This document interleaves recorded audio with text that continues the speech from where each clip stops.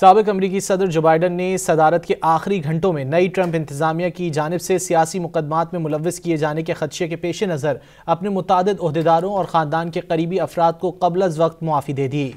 Dawn اخبار میں شائع عالمی خبر رساں اداروں کی رپورٹ کے مطابق وائٹ ہاؤس میں اپنے آخری گھنٹوں میں ایک غیر معمولی قدم اٹھاتے ہوئے جو بائیڈن نے ڈونلڈ ٹرمپ کے حامیوں کے کیپٹل ہل پر پرتشدد حملے کی تحقیقات کرنے والی امریکی ایوان نمائندگان کی کمیٹی کے ارکان، عملے اور عینی شاہدین کو قبل از وقت معافی دے دی۔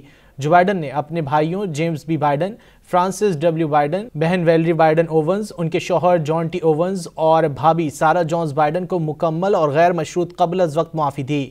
جو بائیڈن نے اپنے بیان میں واضح کیا کہ ان کے خاندان کو مسلسل حملوں اور دھمکیوں کا سامنا کرنا پڑا ہے، جس کا مقصد صرف انہیں نقصان پہنچانا ہے اور اس بات کا کوئی امکان نہیں کہ اس طرح کے حملے ختم ہو جائیں گے۔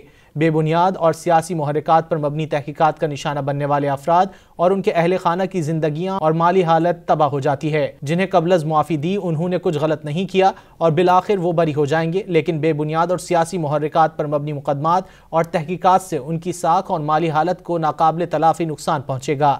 اس لیے ان معافیوں کو غلط نہیں سمجھا جانا چاہیے۔ قبل از وقت معافی پانے والوں میں کووڈ کے سابق مشیر اینتھونی فاؤکی اور ریٹائرڈ جنرل مارک ملی بھی شامل ہیں۔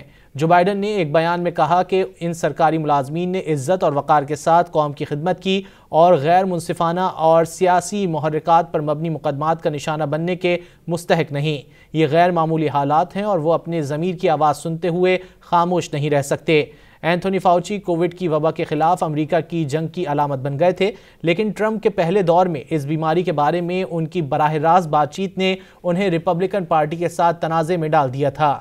فاؤچی کے بارے میں دائیں بازو کے بہت سے رہنماؤں نے نفرت انگیز بیانات بھی دیے، جن میں ٹرمپ کے اتحادی اور امیر ترین شخص ایلون مسک بھی شامل ہیں، جو کئی بار فاؤچی کے خلاف مقدمات چلانے کا مطالبہ کر چکے ہیں۔ جبکہ جوائنٹ چیفز آف اسٹاف کے چیئرمین مارک ملی نے ٹرمپ کے پہلے دور حکومت میں صحافی سے گفتگو کرتے ہوئے ٹرمپ کو فاشسٹ اور ملک کے لیے سب سے خطرناک شخص قرار دیا تھا۔ انہوں نے یہ بھی انکشاف کیا تھا کہ انہوں نے کیپٹل ہل حملے کے بعد اپنے چینی ہم منصب کو خفیہ طور پر فون کیا تھا تاکہ بیجنگ کو یقین دلایا جا سکے کہ امریکہ مستحکم ہے اور اس کا چین پر حملہ کرنے کا کوئی ارادہ نہیں۔ اینتھونی فاؤ اور مارک ملی نے قبل از وقت معافی دینے پر جو بائیڈن کا شکریہ ادا کیا۔